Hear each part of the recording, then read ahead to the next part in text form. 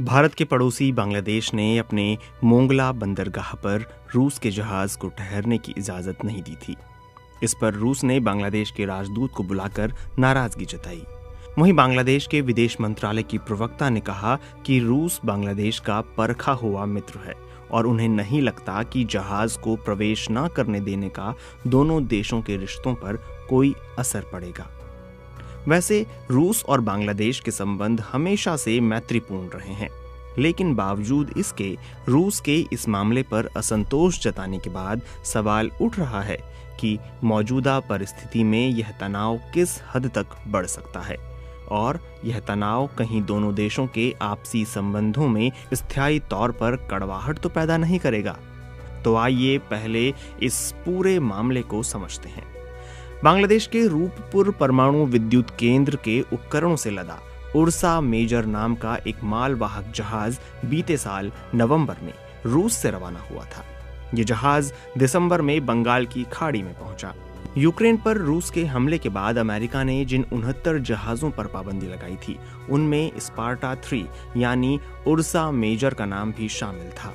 बांग्लादेश में इसे रुकने की अनुमति नहीं मिलने के बाद इस जहाज ने भारत के हल्दिया बंदरगाह पर अपना सामान उतार दिया था। रूस के विदेश मंत्रालय की प्रवक्ता मारिया जखारोवा ने कहा कि अमेरिका की ओर से पाबंदी की धमकी के कारण ही बांग्लादेश ने ऐसा फैसला किया। वहीं बांग्लादेश के जहाज रानी राज्य मंत्री ने कहा कि अमेरिका ने रूस के जिन 69 जहाज़ों और 7 जहाज कंपनियों के खिलाफ प्रतिबंध लगाए हैं, उन्होंने पहले कभी बांग्लादेश के किसी बंदरगाह या समंदर का इस्तेमाल नहीं किया है। इसके साथ ही बांग्लादेश ने भी कभी इस जहाज कंपनियों का इस्तेमाल नहीं किया है। बांग्लादेश के पूर्व राजदूत मुंशी फैज की राय में बांग्लादेश ने अतिरिक्त सतर्कता के तौर पर यह फैसला किया था।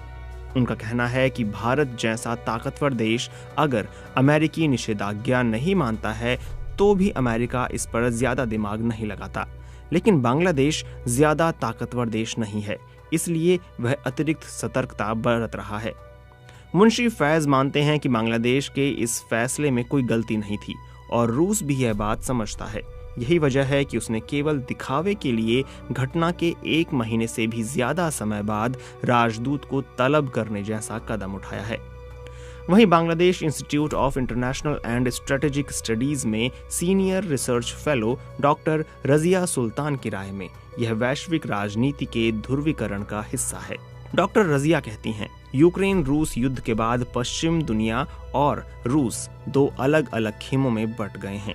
मौजूदा परिस्थिति में पश्चिमी देश जब अपना पक्ष मजबूत करने में जुटे हैं, रूस भी मित्र देशों के साथ संबंधों को मजबूत करने का प्रयास कर रहा है।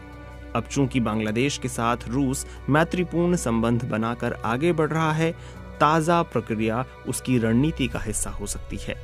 डॉक्टर रजिया मानती हैं कि बांग्लादेश ने जहाज को ठहरने की इजाज़त नहीं देने का जो फैसला किया है वह सही था और बीतते समय के साथ परिस्थिति और बेहतर होगी।